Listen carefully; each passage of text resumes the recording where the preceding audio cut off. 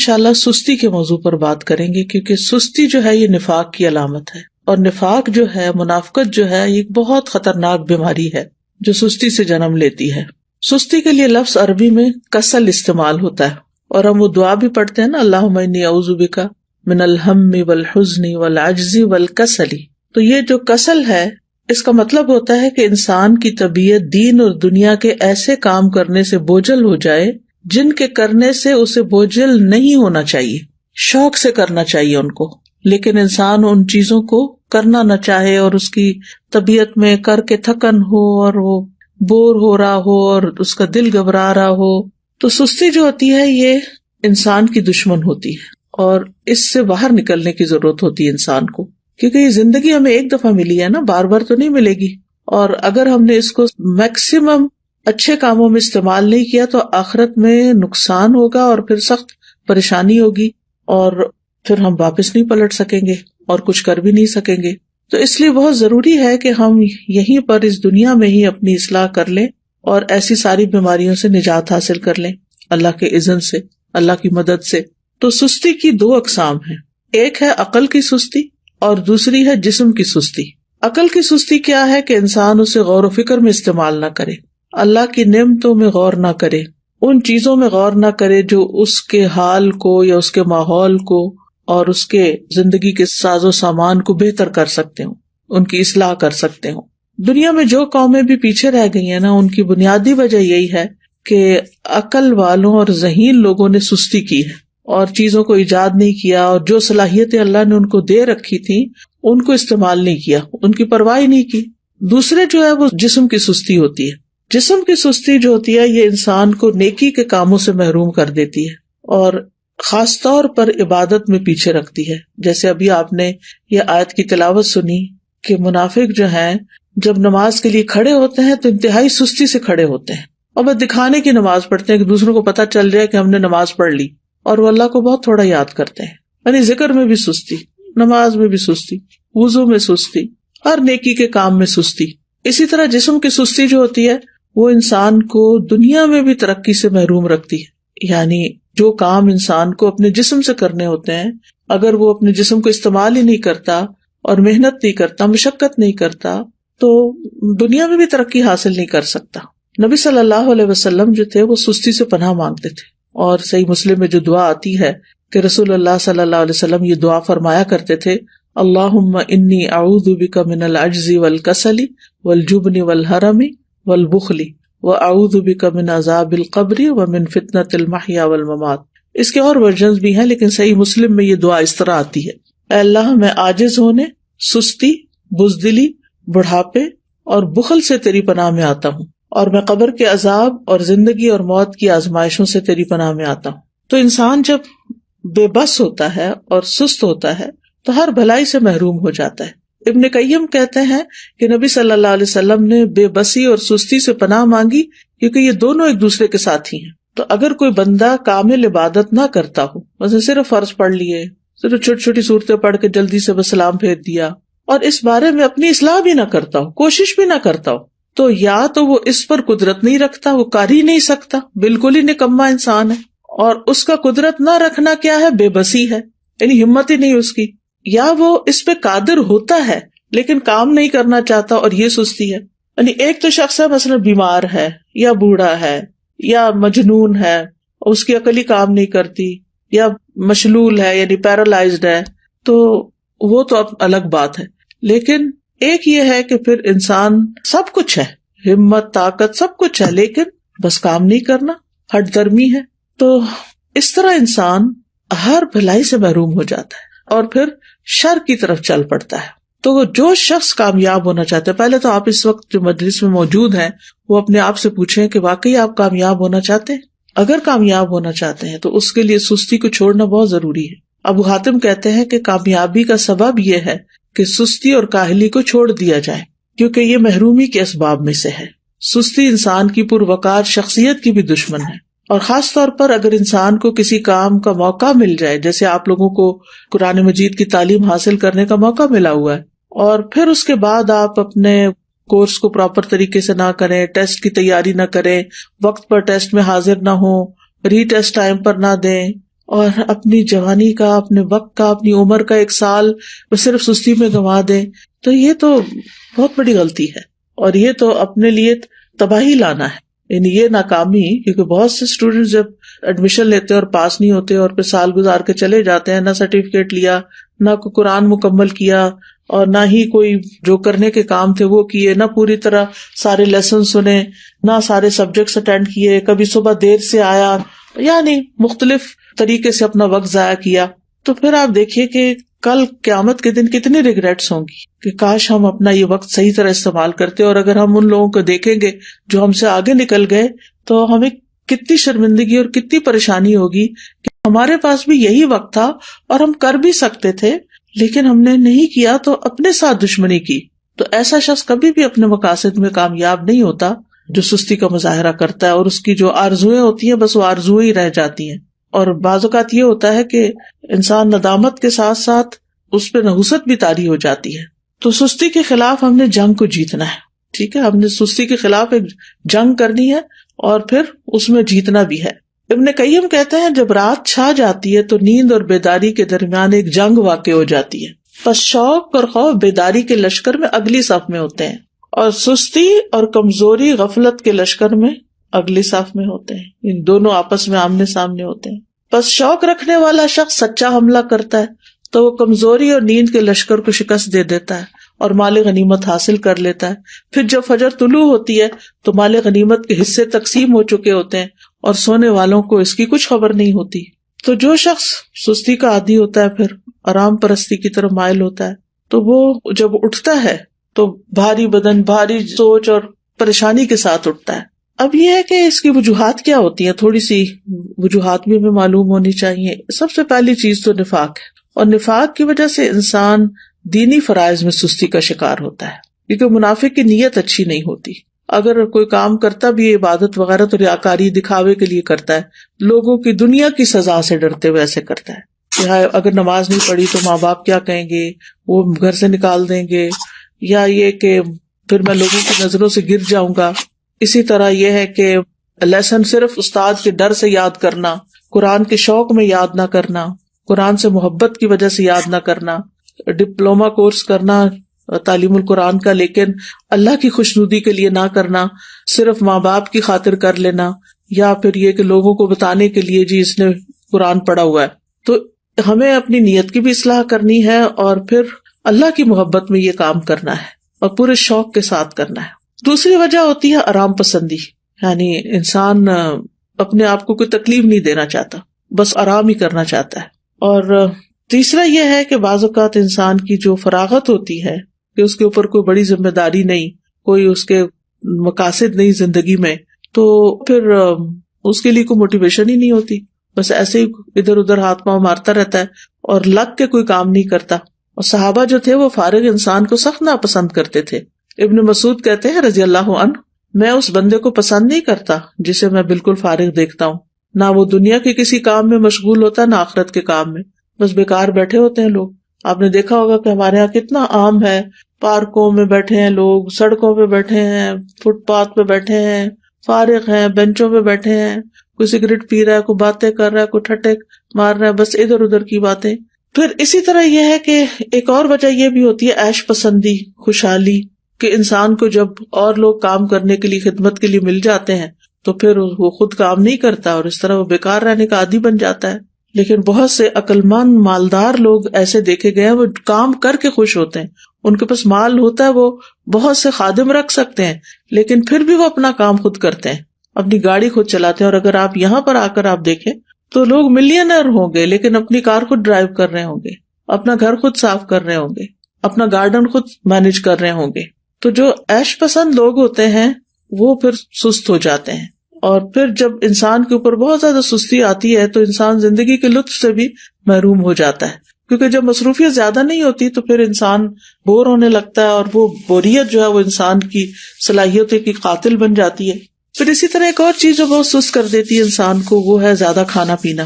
جو انسان زیادہ کھاتا ہے، زیادہ سوتا ہے، اس سے بہت سی بلائیاں چھوٹ جاتی ہیں. اور پھر اسی طرح بہت زیادہ سونا جو ہے، نیند، یہ بھی انسان کو سست کر دیتا ہے.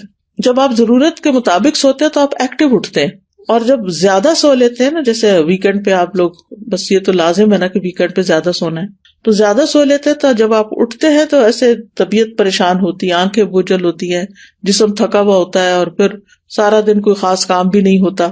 لیکن جو لوگ اپنے ویکینڈ کو بھی، سنڈے کو بھی ٹائملی اٹھ جاتے ہیں، نماز اچھے سے پڑھتے ہیں، اذکار کرتے ہیں، قرآن کی تلاوت کرتے ہیں، اپنے جو کام سوچے ہوئے ہوتے ہیں چھٹی کے دن کرنے کے ان کو ترتیب بار کرنا شروع کر دیتے ہیں، تو ان کا دن پروڈکٹیو ہوتا ہے اور وہ خوب ایکٹیو ہو کے دن گزارتے ہیں. ابن قیم رحمہ اللہ کہتے ہیں کہ بہت زیادہ سونا دل کو مردہ کر دیتا ہے، جسم کو بھاری کر دیتا ہے، وقت کو ضائع کرتا ہے، اور یہ بہت زیادہ غفلت اور سستی پیدا کرتا ہے. پھر اسی طرح لمبی امیدیں لگانا، اچھا یہ ہو جائے تو پھر وہ بس سوچتے رہنا، سوچوں میں پڑے رہنا. پھر 8ویں چیز ہے سست لوگوں کی مجلس اختیار کرنا. جب انسان کی دوستی ایسے لوگوں کے ساتھ ہوتی ہے نا جو نکمے ہوتے ہیں تو اس کو بھی نکما کر دیتے ہیں. لیکن اگر آپ ایکٹیو لوگوں کے بیچ میں بیٹھیں گے تو آپ سست نہیں رہیں گے، کیونکہ آپ کو شرم آئے گی کہ سارے لوگ تو کچھ کر رہے ہیں اور میں فارغ بیٹھا ہوں. تو بلند ہمت لوگوں کی دوستی اور ان سے تعلق جو ہے وہ اختیار کریں، کیونکہ ماحول کا جو بگاڑ ہوتا ہے نا یہ انسان کی فکری صلاحیتیں، نفسیاتی، بدنی، ان سب چیزوں کو متاثر کرتا ہے.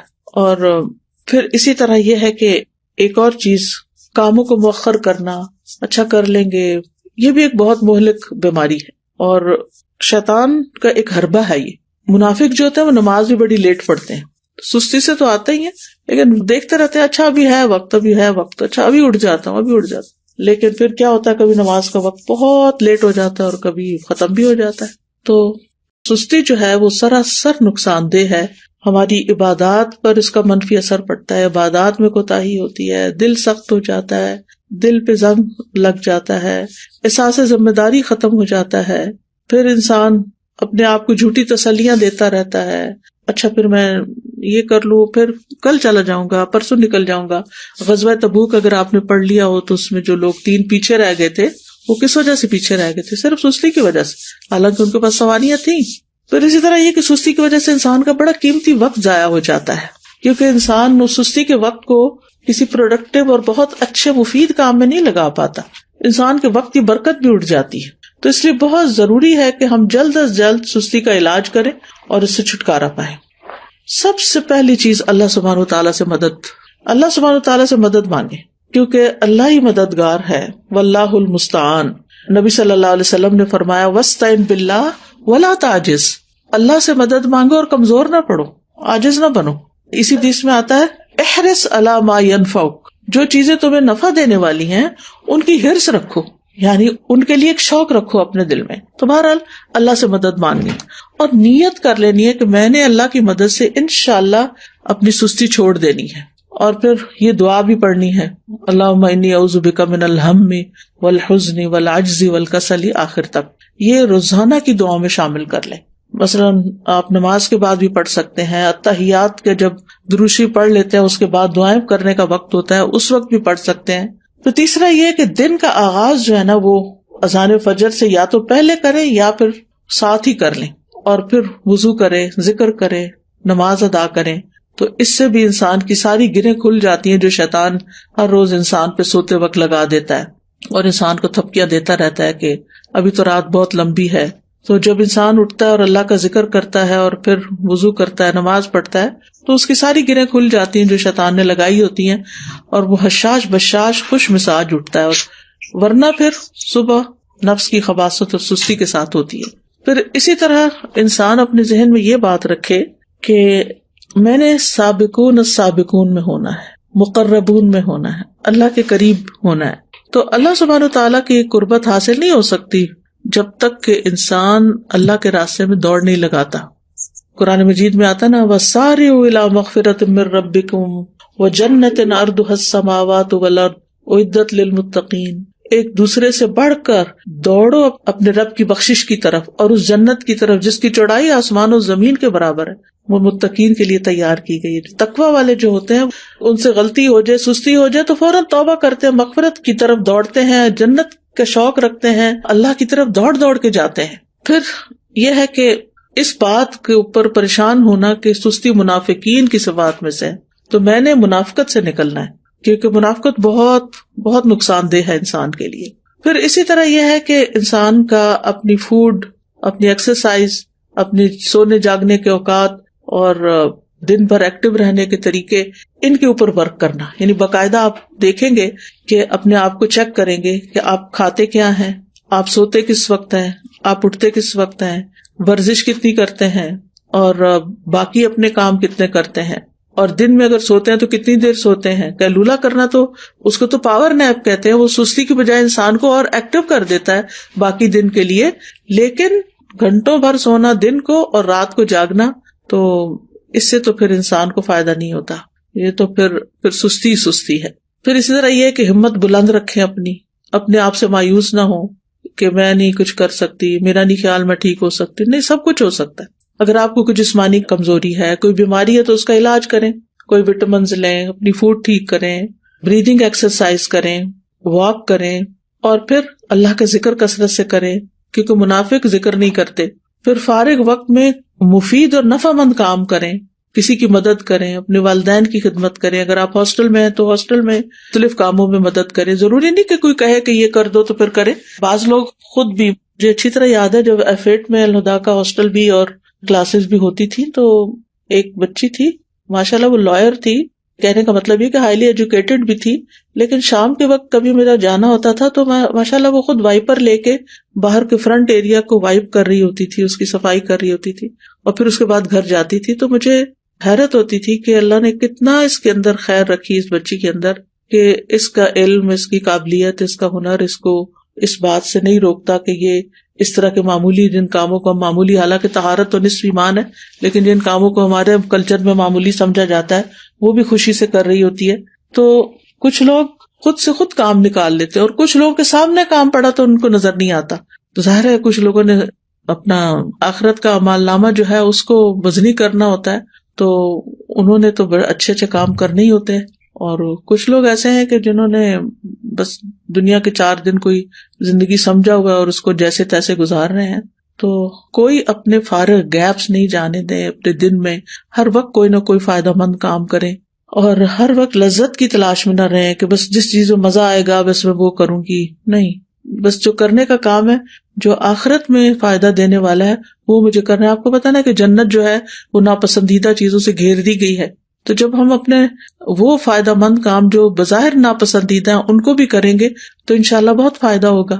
پھر اسی طرح فارغ اوقات میں یا جو چھوٹے چھوٹے وقت ہیں ان میں آپ ذکر اذکار کر سکتے ہیں، قرآن مجید حفظ کر سکتے ہیں، کوئی احادیث حفظ کر سکتے ہیں. لسٹ بنا کے کاموں کی صبح کے وقت ہی رکھ لیں جو کرنے والے ہیں. تو انشاءاللہ آپ دیکھیں گے کہ آپ انجوائے کریں گے، زندگی کو بھی انجوائے کریں گے، آپ کے دل کے اندر ایک راحت ہوگی. پھر اسی طرح یہ کہ کوئی بک ریڈنگ کی عادت ہو، کوئی اور اسی طرح دل پسند مشغلیں ہوں. دل پسند مشغلے سے مراد یہ کہ مفید پروڈکٹیو کام جو ہے. پھر اسی طرح یہ ہے کہ ابن الجوزی کہتے ہیں کہ سستی کا سب سے مفید ترین علاج یہ ہے کہ محنت کرنے والے لوگوں کی سیرت میں غور کریں. محنت کرنے والے لوگوں کی سیرت میں غور کریں کہ بڑے بڑے لوگوں نے کیسے کام کیے. بس حیرت ہے اس پر جو نفع کے موسم میں بیکار رہنے کو ترجیح دیتا ہے، اور جب سرمایہ بکھیر دیا جاتا ہے تو اس کے حاصل کرنے کو چھوڑ دیتا ہے. ایک اور عالم فرقد ان کا نام ہے، کہتے ہیں کہ تم نے کام کرنے سے پہلے فارغ ہونے اور بے عمل ہونے کا لباس پہن لیا. کیا تم دیکھتے نہیں کہ محنت کرنے والے ادنا درجے کا لباس پہنتے ہیں، معمولی لباس پہنتے ہیں، اور جب وہ فارغ ہوتے ہیں تو نہا کر اچھے کپڑے پہن لیتے ہیں، لیکن تم نے کام کرنے سے پہلے ہی فراغت والا اچھا لباس پہن لیا. یہ بہت گہری بات ہے. یعنی جب انسان ینگ ہوتا ہے نا تو اس کا سارا فوکس کس چیز پہ ہونا چاہیے کہ وہ محنت کرے، کام کرے. اور علماء کی سیرت اگر ہم پڑھیں تو حیرانی ہوتی ہے کہ کس طرح ان کے پاس بعض اوقات لباس تک بدلنے کا وقت نہیں ہوتا تھا. بعض اوقات یہ نہیں کہ سستی پاری نہیں کرتے تھے، یعنی ان کی پرائرٹیز کچھ اور ہوتی تھی. اور پھر یہ کہ بعض اوقات پکانے کا وقت نہیں، کھانے کا وقت نہیں، لیکن وہ اپنے کاموں میں اتنے جتے ہوئے ہوتے تھے، اور پھر آج تک ان کے نام تاریخ میں زندہ ہیں، ان کی سیرت ہم پڑھتے ہیں اسی وجہ سے نا کہ جب کام کا وقت تھا تو انہوں نے کام کیا، اور اب وہ انشاءاللہ اپنی قبروں میں آرام کر رہے ہوں گے اور فائدہ اٹھا رہے ہوں گے اپنے کاموں کا.